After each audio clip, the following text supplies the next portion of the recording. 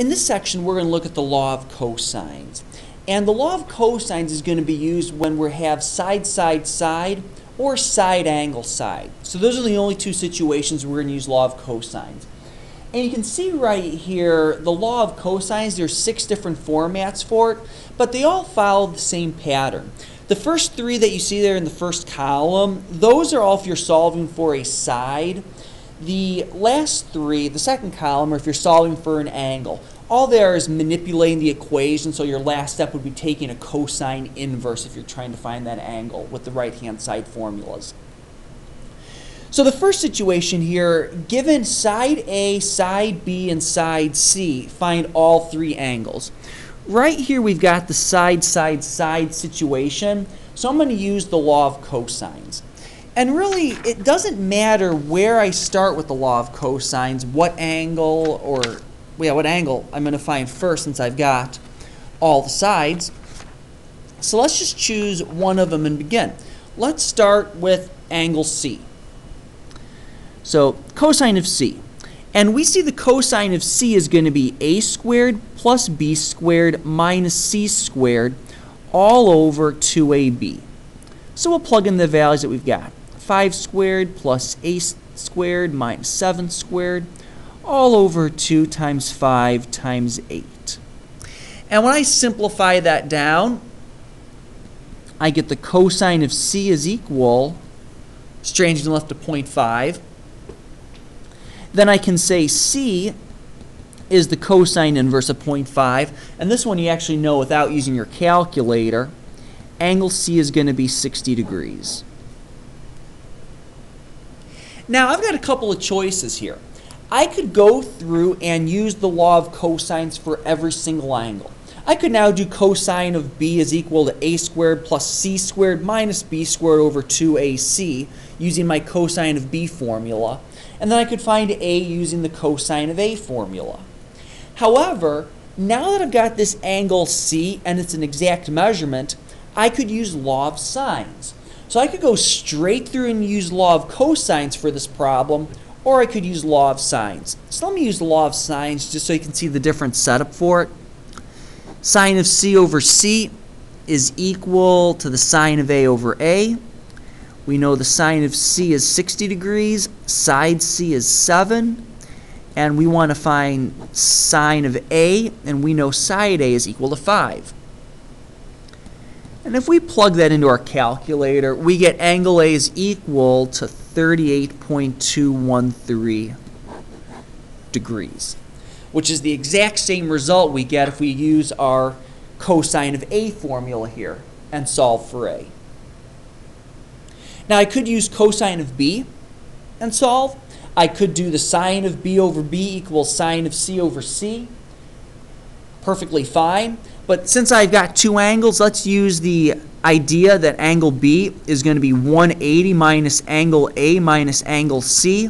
This is probably the easiest route to go.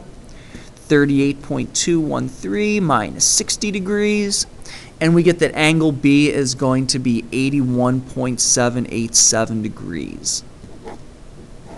So you saw with this problem, there were multiple ways we could have solved it. We could have solved all the angles using the law of cosines, which is perfectly fine. Midway through, I used the law of sines, which is really a strategic thing to do. In some situations, you'll need to do that. And then once I knew 2 sides, I subtracted from, or 2 angles, I subtracted from 180 to get the last angle.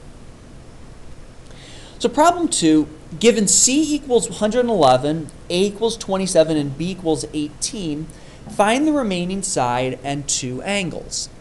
So for this one, let's start by finding C.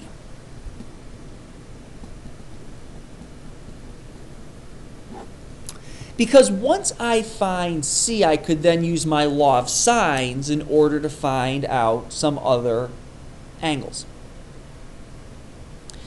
So here, find C. We know C squared is equal to A squared plus B squared minus 2AB cosine of C. So I'm going to solve for everything on the right-hand side and then simplify and take the square root.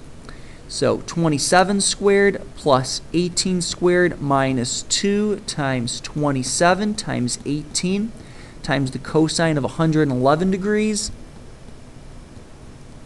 27 squared is 729. 18 squared is 324.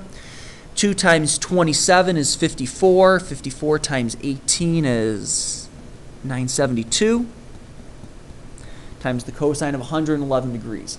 Now, here's probably where I see the biggest mistake made in these problems. Students want to combine all three of these numbers together.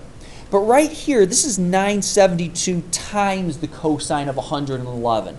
So I cannot combine 729 plus 324 minus 972.